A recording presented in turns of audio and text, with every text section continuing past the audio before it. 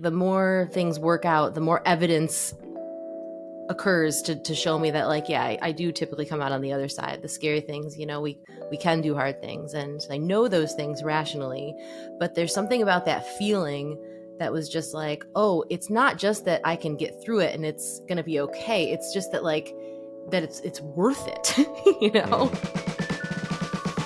Yo, I'm Bryce the Third. And I'm Liz McKean. And you are now tuned in to the Rise, Recover, Live podcast. Here we dive into all the recovery stories from around the world. And we talk about all pathways because there's no one right way to recover. If you've been with us for a while, you know how powerful stories are. So get ready for your community to get just a little bigger today. We are so glad that you're here. Let's get into the show.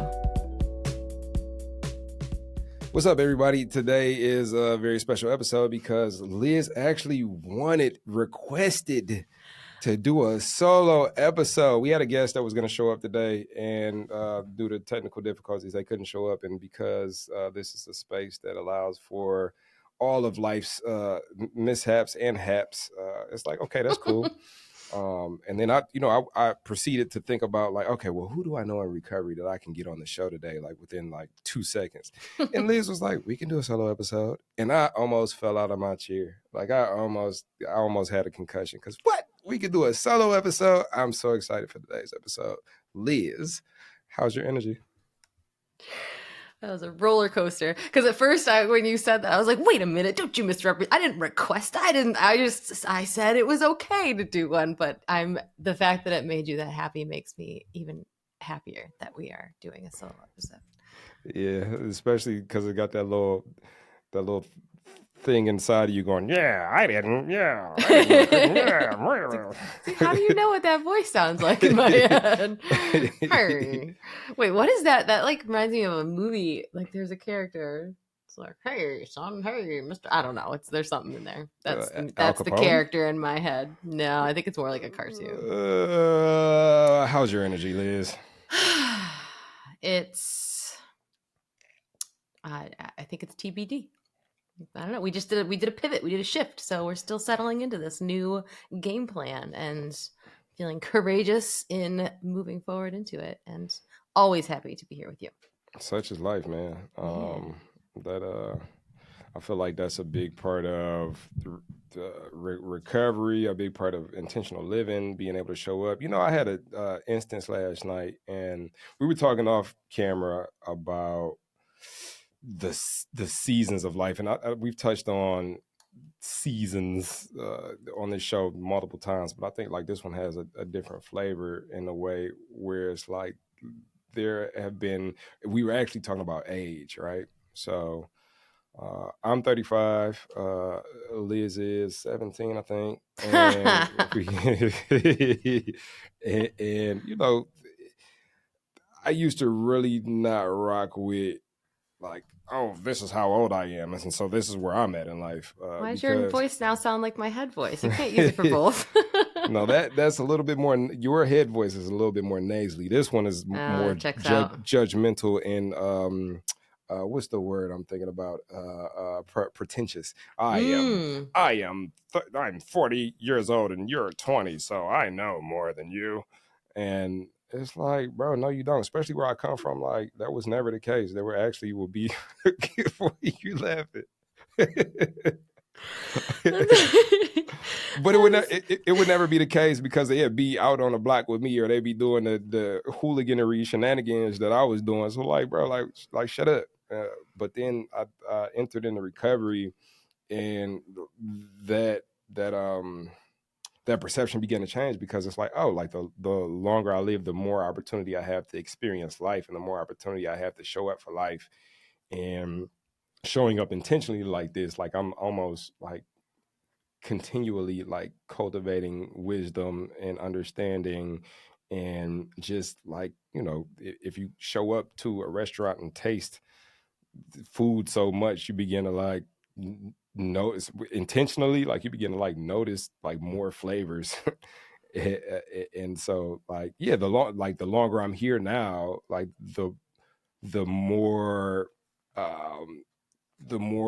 colors are in my spectrum of experience of an experience, and it's just been really interesting.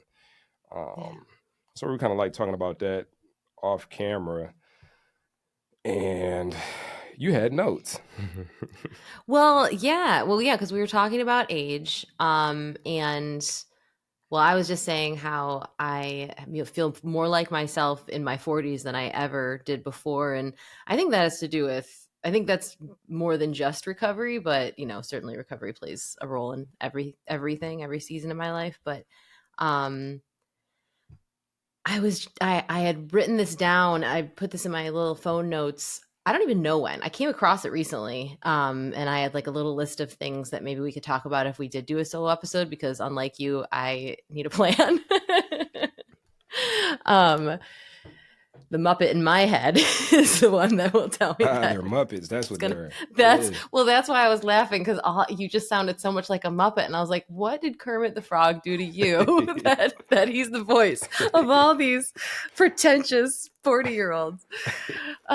Anyways, the note I had was that it was about like finding recovery, later than maybe you think you should have, and just the whole like it's never too late kind of thing, and you're not too old, and you miss out, and all the things that I feel like my whole life, recovery and other things, I remember at 25 being like, oh well, I'm too old for that, like just always feeling like I was not, the timing wasn't right, I had messed up somehow. And I hear that from a lot of people in my life about how they think that they haven't hit whatever milestones they thought they were going to, and it's some kind of like failure. And I feel like you hear about people that find recovery really young, who we've had people on this podcast who found recovery really young and were worried they were going to miss out on like the fun years of their life because of recovery.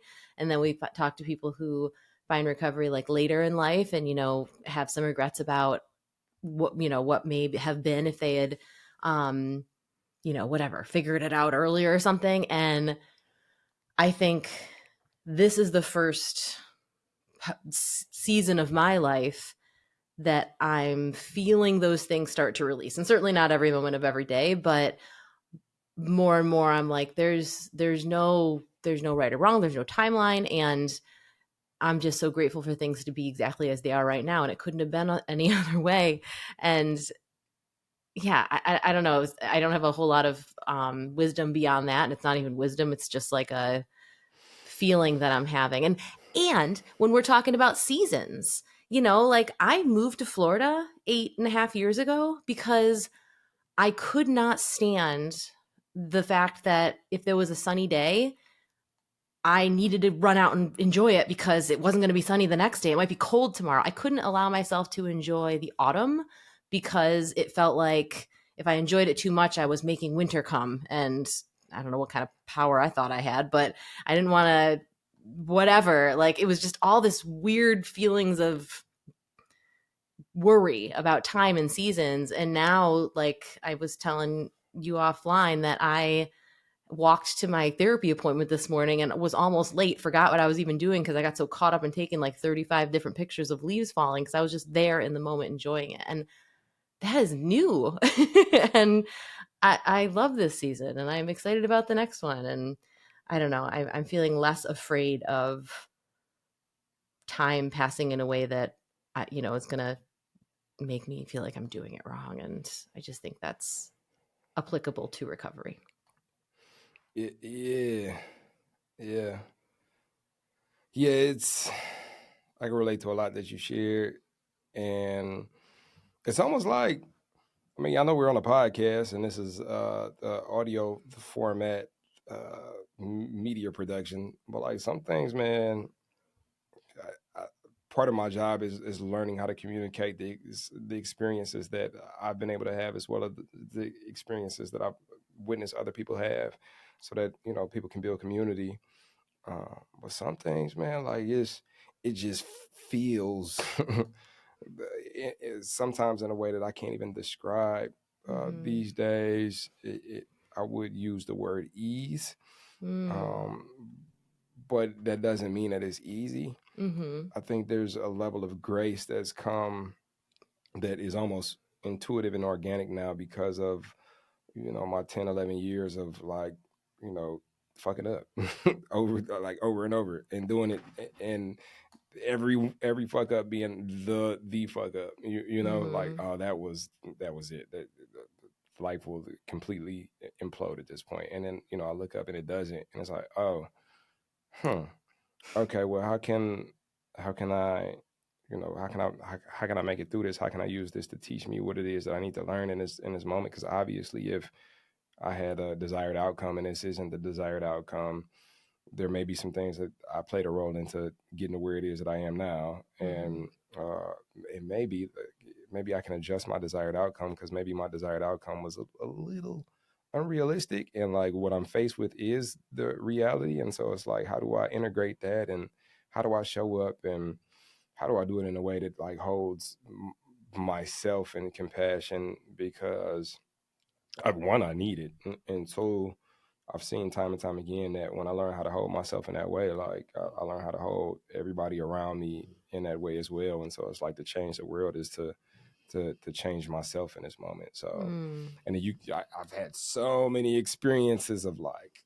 heavy anxiety, heavy worry.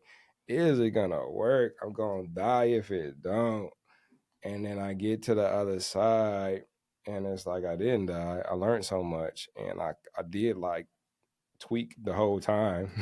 So like, maybe next time, like, can we tweak a little less? And then, it happens again in a different context, and I go through it, but I also have the awareness of like what happened last time, Mm-hmm. and then I'm able to tweak a little less. And so like, these days, it and also you gotta know, like, that's a whole experience in itself. Even though like Mm-hmm. all of this stuff I'm talking about like isn't like a tangible outside of me and I can see it thing, like inside of me, like it's causing for like my muscles to be tight and me to be like, my brain, and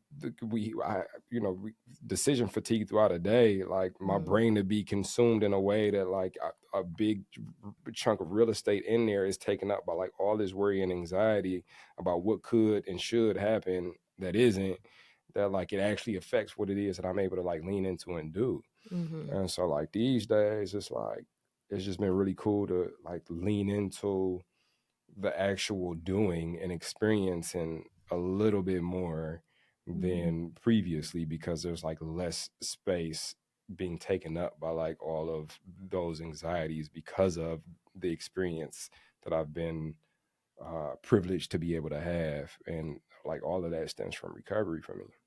Yeah. Yeah.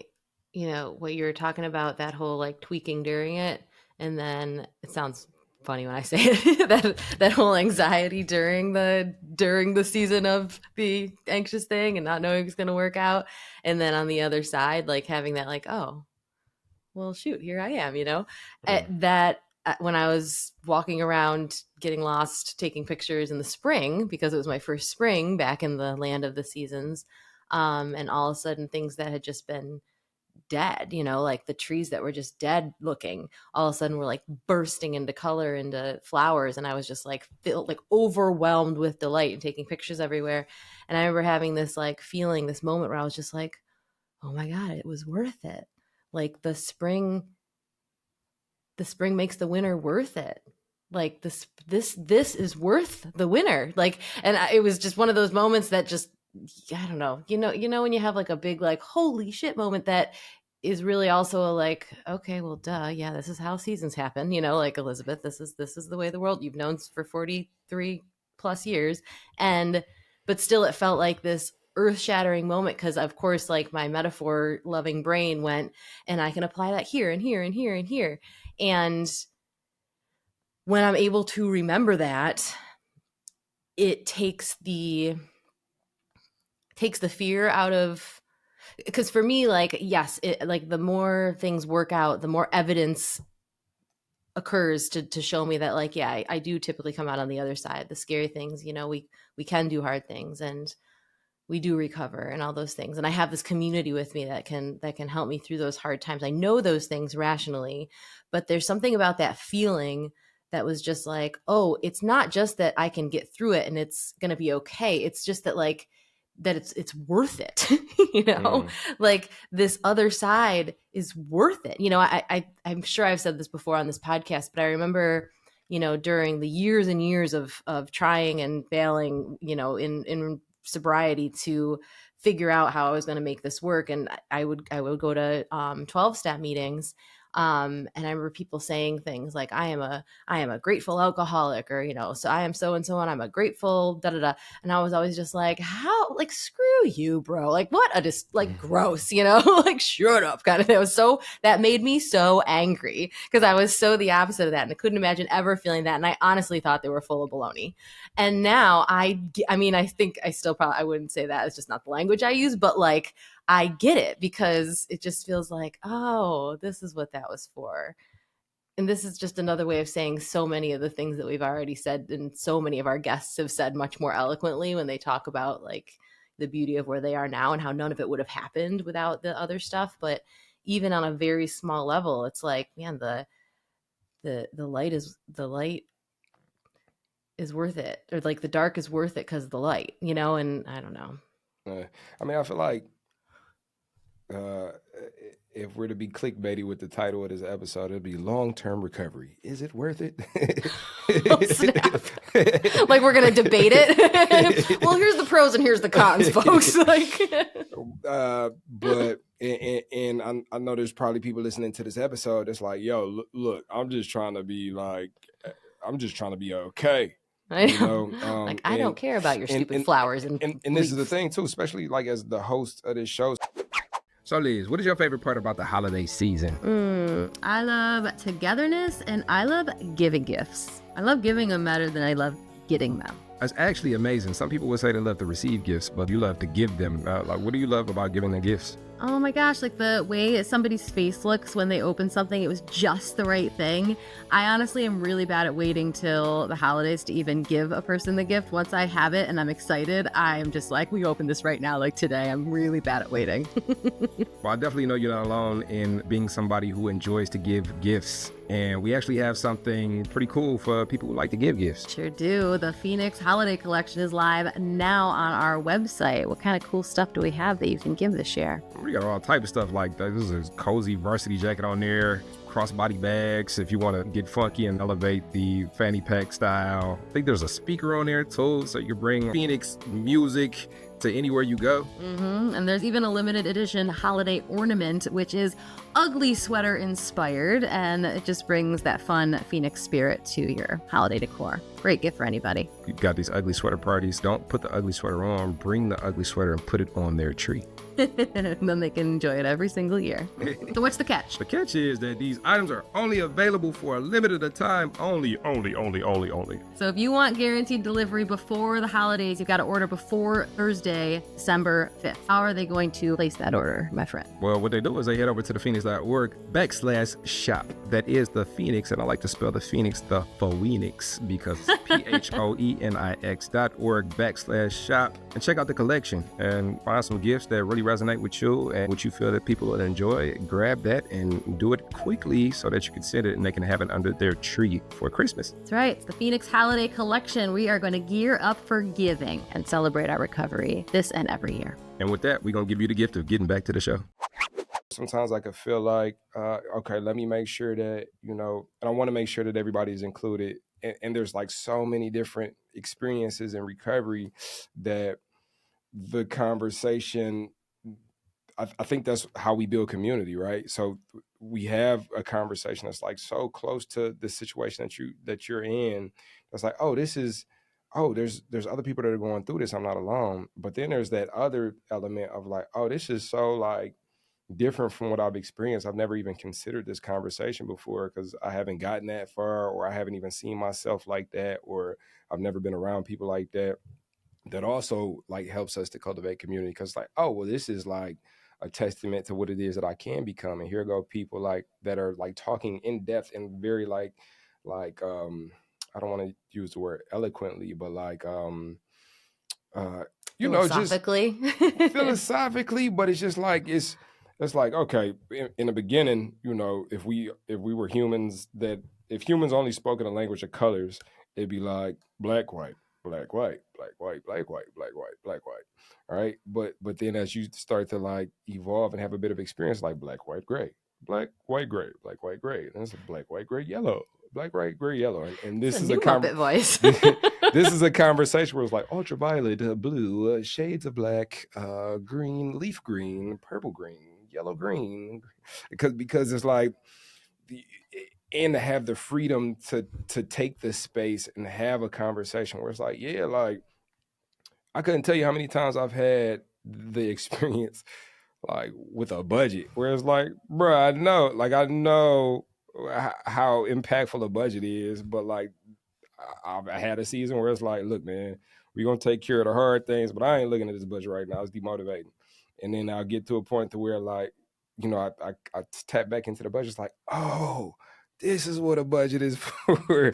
And it's like, um, it's not like I'm learning it for the first time. Like I've learned it, but I've had the privilege to have experience in a new way as a new version of myself that like deepens the well of understanding around the usefulness of this tool and that continuity, like the longevity. And I don't mean continuity and like I've strung this many years of sobriety together, but like just within the intentionality of showing up in your life. It's like, we had a Josh Lovelace, his song, I quit drinking yesterday, and then it's like, but I just poured a cup of Cabernet, or I'm not a wine drinker, so Cabernet. I had never drunk wine. So Raise your hand if you weren't a wine drinker.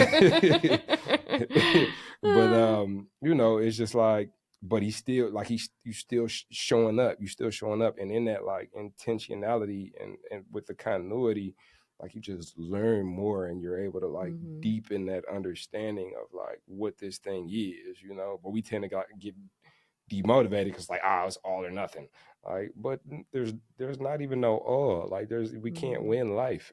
You know what I'm saying? What? We can't. I know it comes as a shocker, but we I'm cannot. not giving my gold medal up. I had a experience.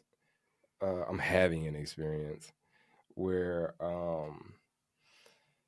so I'm a teenage dad now, and that is, just like my son, 18, he'll be 19 this year. So it's like I've been here before, and it's like, no, bro, you have not.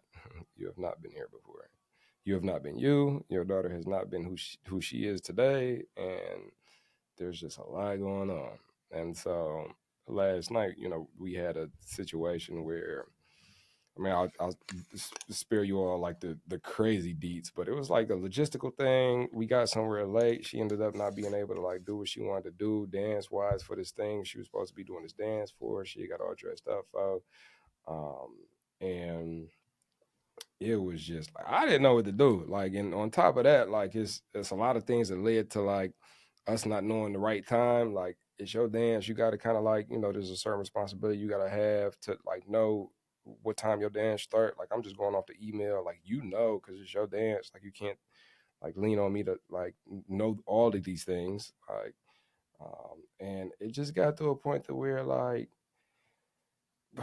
she's crying. I'm speechless. Like I don't really like. No, I'm like trying to like compassionate dad. Consolation dad. Like, are you like like it's okay. Like I know but also like problem solving dad. Well, let's just go. Like we missed the dance, but it's still trunk or treat. Let's go trick or treating and have some fun and also like the responsibility there. Like, well, if you knew what time it was, so like you supposed to be keeping track of those things, and also like recovery dad, where it's like, damn, like what role did I play? Like, I guess I could have went a little deeper in trying to figure out what time this thing started. Like all these things are going on at the same time, which previously would have left me overwhelmed to the point of like, I don't know, like anxiety attack level. You know what I'm saying? But it's just like, okay. Dad's about to take a walk. I asked her, did she want to take a walk? And she like, no, she's deep in the crying. So I'm like, I just got to take a lap. Took a lap, made a phone call, soaked in some sun, came back, got in the car. You want some ice cream? She's like, yeah. We went to Dairy Queen, got her some ice cream. Didn't talk about it no more. And then we just played it. We just played it and let it run its course. Got home, talked about it a little bit while we got home. had a responsibility conversation, cooked some dinner, and the journey continues today. You know, and the ability to be able to do that comes off the back of like all the yesterdays. You know, so when we're in the day and it's like, am I where I'm supposed to be, or am I who I'm supposed to be? It's like, no, like it's life is working on you in a way that's preparing you to be able to show up for anything that life throws at you. And that's the payoff of like being here and being intentional, regardless of how intentional you feel. As long as you have that intention, that's all you need. The willingness, you know, the faith of a mustard seed, like all you need is just the willingness. I'm willing to be here right now. And with that comes that inherent massaging of wisdom into our process. I feel like there's a significant element of courage in there, at least in my interpretation of those kinds of events, to allow that to integrate, to have to be all those versions, all those different dads that you were being in that moment. And then to take the walk and let like it all sink in. Because I feel like there's seasons of life where it's just, you just grab for the easiest one. You know, what's the easiest reaction here? It's just to be pissed, be like, you screwed up. Who's responsible for this? You know, either, and sometimes that's like, you screwed up, you should have done this differently. Or it could be like, this whole thing was set up badly. Or it could be like, oh my God, I'm just such a terrible person. And please, if I just fall on my sword here, maybe everyone will forgive me. And then I can get what I need. Instead of like looking at all those pieces, taking some breaths, getting some ice cream, and moving on, like letting it just be what it is. And for me, community has been a big part of that, because before I was able to do that myself, I think I've seen people do that. Like I learn from you when I see you in those stressful situations, when I see you manage me when I'm having a big reaction to something. And also, I remember clearly, and I still have this every once in a while, like I feel like I'm in one of these moments where, all of a sudden realizing the things that I had done, like the worst things I had ever done. And for me, that's, in typically the years of addiction, and just being like, there's no coming back from, like, there's no forgiveness for that. There's no, multifaceted way to look at this. It's just this, and the horror of it, and what it means about me as a person, kind of thing. And then being in community and in, friendships that have become more and more meaningful, like seeing the people around me, like I'm just picturing your daughter, seeing you go through all those things, not just tossing it aside, but like having that experience alongside her, and then taking her to ice cream and going home and making dinner, and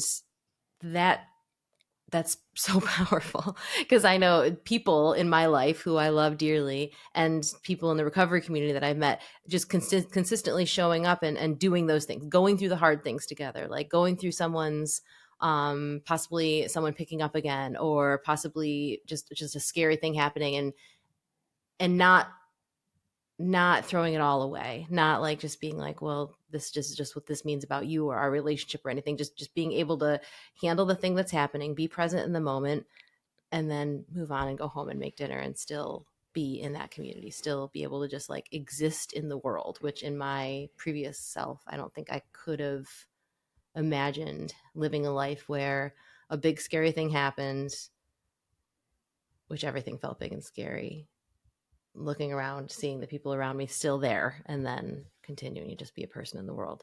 And here we are. What you said just elicited a download of like opening a book, like a novel, and whatever page you're on, like mistaking that page for the book. And that single page. And it might be this person is sitting under a tree and the wind is blowing and it's very serene. And it's like, oh, this is a wonderful book. And then you like close it and see the cover, and it's like murder and death on the inside.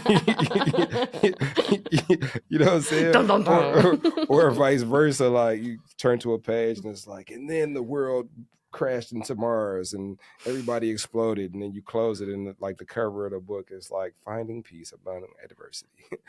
You know what I'm saying? Like, you can't judge. You know how they say you can't judge a book by its cover, but you can't judge the book by one page of it. Mm-hmm. And your today might be just, it is just like it's a single page, and it's an important page.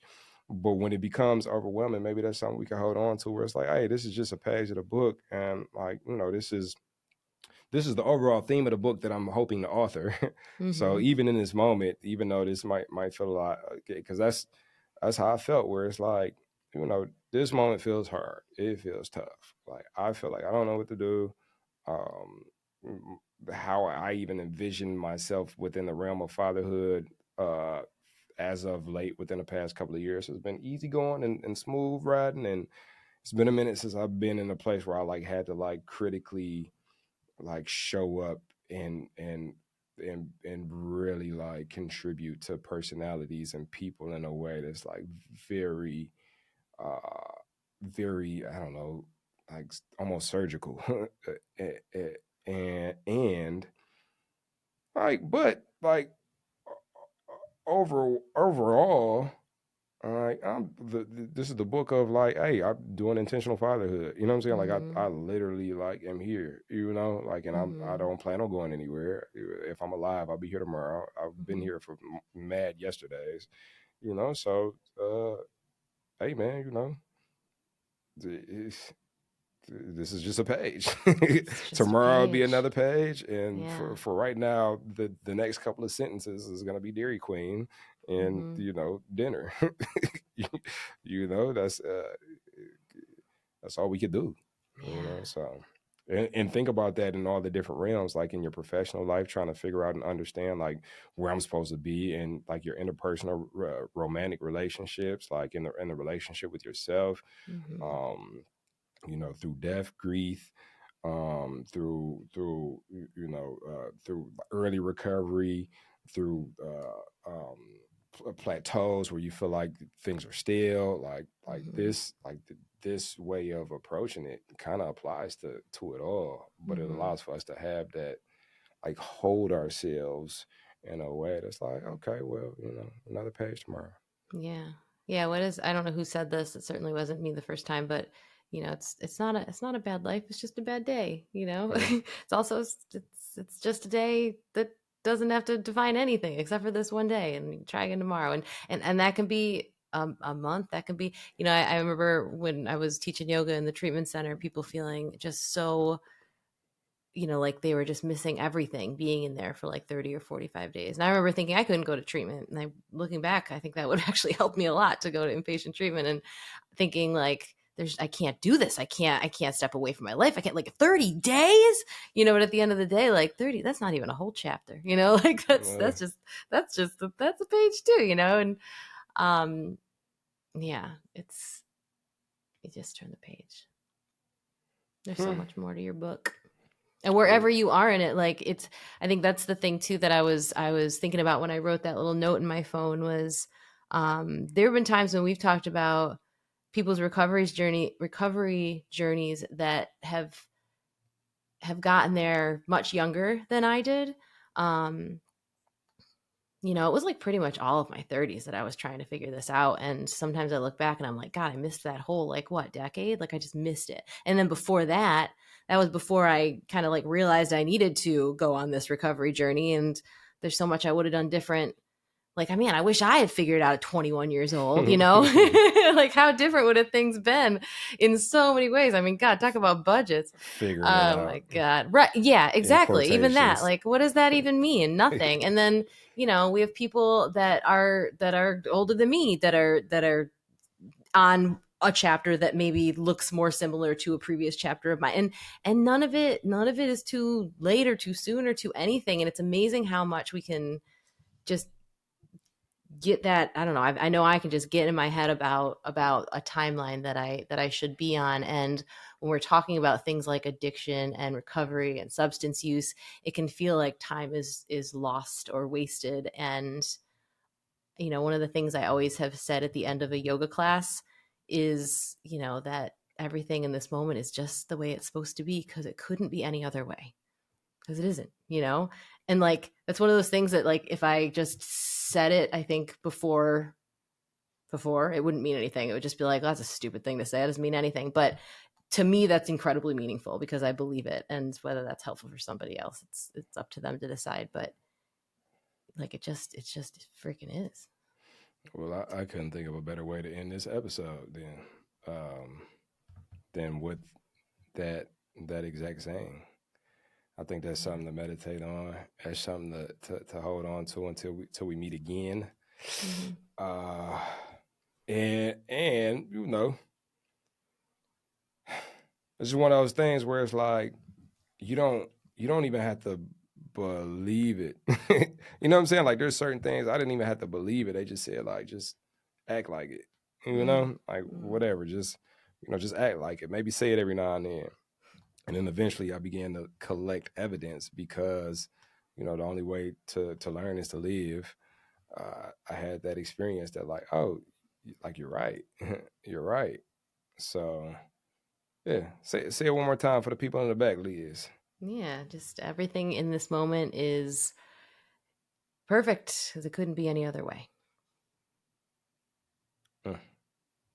Leaving that pause there so y'all can soak up that good game. Put that in your pocket, my good friend, the listener. Yes. Hold on to that.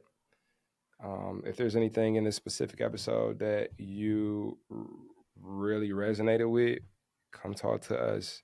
Hop in the Phoenix app and hop on the Rise, Recover, Live podcast space and let us know what gems or nuggets like really like stuck out to you this episode. We want to talk to you. We want to make this a dialogue and give us more stuff to talk about on these days where Liz is super excited about doing solo episodes. I need a notepad too. Y'all could be my notepad with my bullet points. Oh man, I've set the bar low. If super excited is, all right, we can do a solo episode. I am filled with joy on this crisp fall afternoon. Yay. Well, if I've filled you with joy for even a moment, then the day is a great day. I'm going to bookmark this page. It's a good one. All right. Well, we will catch you all on the next episode of the Rise, Recover, Live podcast. Bye.